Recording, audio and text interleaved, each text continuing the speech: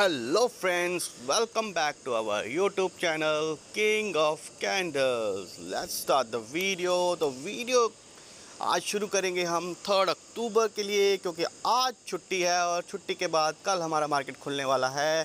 तो इसीलिए हम कल जो हम बात करना चाहते हैं वो है बियर्स की, क्योंकि जो हमारा इंडियन मार्केट है वो अब थोड़ा थोड़ा गिरना चालू हो रहा है। इसलिए हम बियर्स के लिए पूरा कंक्लूजन आज मैं आपको बताना चाहूँगा। उसके लिए मैंने 5 टॉपिक्स जो हैं मैं आज रखे हैं, और वो पूरे के पूरे 5 टॉपिक्स जो हैं मैं आज आपको क्लियर करूँगा। इसलिए वीडियो को एंड तक देखिए ताकि आपको मार्केट की पूरी नॉलेज जो है वो मिल सके। तो जैसे कि अभी आप देख पा रहे हैं, निफ्टी जो है हल्की सी माइनस 13.95 में उसने क्लोजिंग करी है। तो ग्राफ इस समय 2-3 दिन में थोड़ा सा डाउन आपको दिख रहा है। तो पिछले 5 दिन में अगर आप ये देखोगे तो 142 पॉइंट माइनस जो है निफ्टी क्लोजिंग कर पाया है। लेकिन अगर आप पास्ट में अगर आप देखोगे तो निफ्टी जो है वो 2% की रैली जो है 1 महीने में उसने दी है ऊपर की, और 6 महीने में देखोगे तो 14.89 यानी कि ऑलमोस्ट 15% की तेज़ी जो है वो मार्केट ने करी है। तो ग्राफ अगर आप देखोगे हमारे इंडियन मार्केट का तो वो ऊपर ही जा रहा है, और जो बुल्स हैं वो इस समय हमारी मार्केट में हैं और उन्होंने मार्केट को कंट्रोल में रखा है। लेकिन अगर हम बियर्स की बात करें तो जो बियर्स हैं इस समय जो हमें इंडिकेशन मिल रहे हैं कि बियर्स जो हैं वो कैसे हमारी मार्केट में आ रहे हैं और कैसे हमारी मार्केट को वो गिराना चाह रहे हैं। क्योंकि पिछले अगर आप देखोगे पिछले 1.5 साल से जो मार्केट हमारी है वो एक बुल रन में है और काफ़ी तेज़ी से ग्रो कर रही है, और बियर्स जो हैं उनको अपना तांडव करने का मौका नहीं मिल रहा। छुटपुट बीच में वो करते हैं, लेकिन ओवरऑल अगर आप देखोगे पिछले 1.5 साल से 2 साल से तो मार्केट जो है वो हमारी एकदम से ऊपर ही जा रही है। ऐसा कोई बड़ा फॉल जो है वो हमें देखने को नहीं मिल रहा। लेकिन इस समय जो हमें रीज़न्स मिल रहे हैं वो ऐसा लग रहा है कि जैसे पीक से मार्केट जो है वो गिरने का ख़तरा है, तो उसी के ऊपर हम करेंगे। लेकिन अभी तक तो जो बियर जो है वो हमारी मार्केट को नहीं गिरा पा रहे। लेकिन आज हम कुछ रीज़न्स, कुछ टॉपिक्स में लाया हूँ जो हमें जानने चाहिए।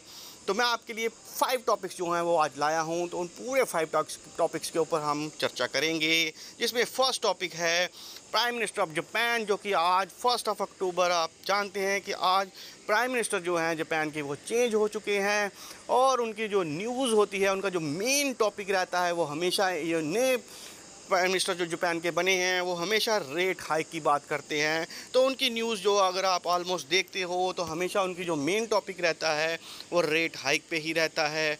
तो आप देख पा रहे हैं कि उनकी जो जितनी भी न्यूज़ चैनल पे न्यूज़ आती है तो वो हमेशा जो रेट हाइक करने की बात करते हैं। तो इस समय जो नया प्राइम मिनिस्टर बदला है तो उससे क्या है कि जो जापान की मार्केट है वो आज, जो कि आज छुट्टी है हमारे इंडियन मार्केट में, लेकिन जापान की मार्केट जो है वो ऑलमोस्ट 2% डाउन में क्लोज हुई है ड्यू टू पॉलिटिकल रीजन, क्योंकि चेंज हो गया है उनको वहाँ पे गवर्नमेंट। तो मैं आपको बताना चाहूँगा कि जो जापान है वो सबसे ज़्यादा पॉपुलर जो है वो लोन देने में है, क्योंकि जो लोन वो देता है बहुत ही कम रेट में देता है ऑल ओवर वर्ल्ड में। तो जब ये रेट हाइक करेंगे, तो जब लोन के रेट बढ़ जाएंगे तो वो हमारी मार्केट पर भी इफ़ेक्ट पड़ेगा। ओवरऑल जो ग्लोबल मार्केट है वहाँ पर फ़र्क पड़ेगा, क्योंकि जब लोन महंगे होंगे तो मार्केट में फ़र्क पड़ेगा। सेकंड टॉपिक जो मैं लेके आया हूँ उसके ऊपर हम बात करेंगे, तो वो है चाइना। क्योंकि चाइना जो है वो हमारा कॉम्पिटिटर है और हमेशा हमारे कंपटीशन में जो चाइना है वो खड़ा रहता है। तो हमें चाइना के साथ ही कंपटीशन करना होता है। तो चाइना ने जो है वो एक बिगेस्ट रैली दी है। तो इस समय जो चाइना है वो हमारा कंपटीटर है, और जो बड़े इंस्टीट्यूट हैं क्या उनका ध्यान उधर चला जाएगा, उस टॉपिक पर मैं पूरा क्लियर करूंगा। क्योंकि चाइना अगर आप देखोगे तो पिछले 2008 के बाद कोई ऐसी बड़ी रैली जो है वो चाइना में आपको नहीं देखने को मिली। उनकी जो स्टॉक मार्केट है वो बहुत ही धीमी चलती रही और नीचे चलती रही, लेकिन कोई भी ऐसी बड़ी रैली जो है वो आपको देखने को नहीं मिली। तो मैं आपको इसलिए ये बताना चाहता हूँ कि इंडिया के साथ रिलेटेड है और हमारा मेन कंपटीटर है, और उनकी जो मार्केट है उसने एक बुल रन दिया है। और वो बुल रन मैं आपको बताना चाहता हूँ कि जैसे कि 8% जो है आज उन्होंने मार्केट में तेज़ी करी है, और 8% की रैली कोई छोटी मोटी तेज़ी नहीं होती, बहुत बड़ी उनकी स्टॉक मार्केट में जो रैली आई है। इसीलिए मैं आपको ये टॉपिक जो है आपके साथ करना चाहता हूँ। तो अगर आप पिछले 1 साल का उनका चार्ट देखेंगे तो पिछले एक साल में 12.68% जो है वो नीचे ही गिर रहा था, लेकिन एकदम से जो इतनी बड़ी रैली आपको देखने को मिली है, तो इस समय वो उन्होंने ओवरऑल करके 7% जो है वो उन्होंने गेन किया है। तो इतनी बड़ी जब गेन होती है तो उससे क्या होता है, जैसे कि हैंग सेंग वो भी 6% प्लस में कामयाब हुआ है क्लोजिंग करने में, और उनका चार्ट जो है इस समय जो देखो आप ऊपर जाना शुरू हो गया है। तो पिछले 5 दिनों में उन्होंने 14% की रिकवरी जो है उन्होंने करी है। और मैं आपको ये बताना चाहता हूँ कि जो बड़े इंस्टीट्यूट होते हैं जैसे कि FII, तो क्या वो चाइना जो है वो उनको अट्रैक्ट करना चाहता है, और जो FIIs होते हैं उनको भी बड़ी मार्केट में ही पैसा लगाने में मज़ा आता है। तो जैसे वहाँ पर बुल रन एक मिल रहा है, तो क्या FII जो हैं क्या वो उनका अट्रैक्ट हो रहे हैं वो चाइना के लिए, तो उसी पर हम बात करेंगे।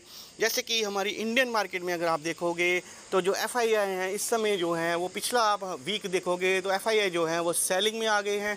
तो क्या वो इंडिया की मार्केट से माल जो है बेचकर निकल रहे हैं। जैसे कि हम कल का देखेंगे 1 अक्टूबर का, तो 5,579 करोड़ की सेलिंग जो है करके गए हैं।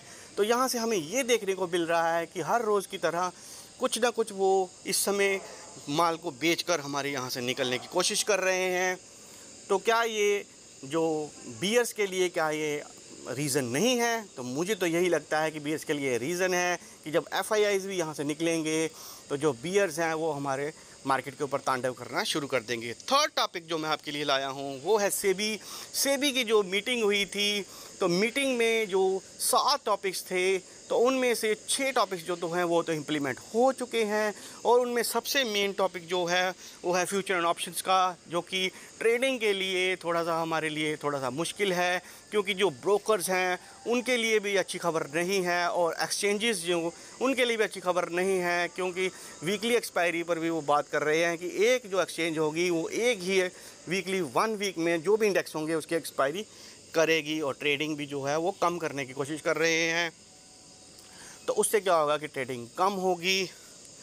उसके बाद जो 7 टॉपिक्स थे उनमें से 6 तो इम्प्लीमेंट हो गए, और जो एक है वो अभी इम्प्लीमेंट नहीं हुआ, तो वो हम देखेंगे अब कल जो मार्केट हमारी ओपन होगी तो इससे हमारी मार्केट पर क्या इफेक्ट पड़ेगा वो हमें कल ही देखने को मिलेगा। 4th टॉपिक जो मैं आपके लिए लेके आया हूँ वो है वार का, क्योंकि आप देख पा रहे हैं कि इज़राइल और ईरान में जो छुटपुट वार चल रही है उसमें जो इज़राइल के प्राइम मिनिस्टर हैं नेतन्याहू, उन्होंने ये साफ बोल दिया है कि ईरान की तरफ से जो भी उन्होंने किया है उसका खुमियाजा उनको भुगतना पड़ेगा, चाहे उन्हें उनके ऊपर स्ट्राइक्स क्यों ना करनी पड़े।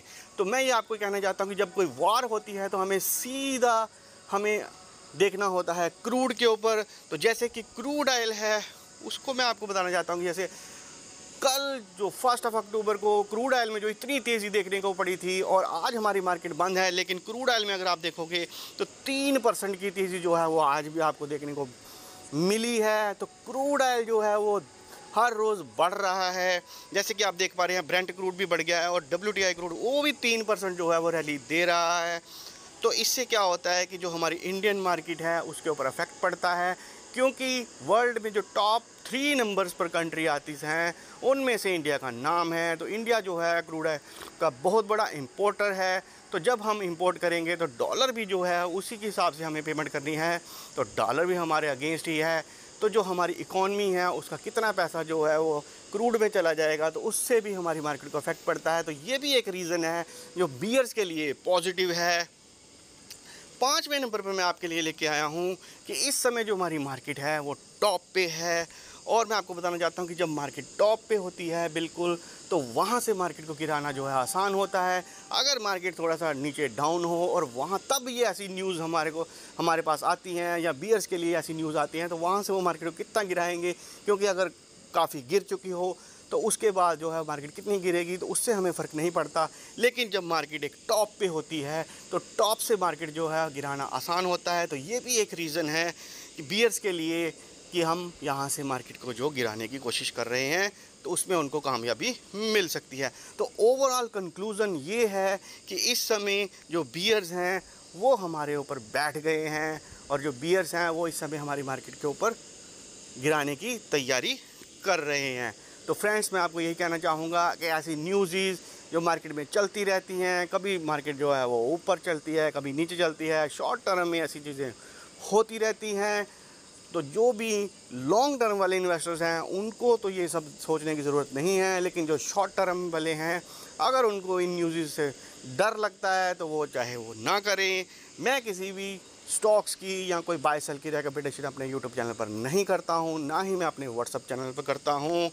और बियर्स जो हैं, अगर मार्केट में बियर आ जाता है तो हमारे पास एक ही सपोर्ट है और वो है हमारे घरेलू संस्थापक जो कि DIIs हैं।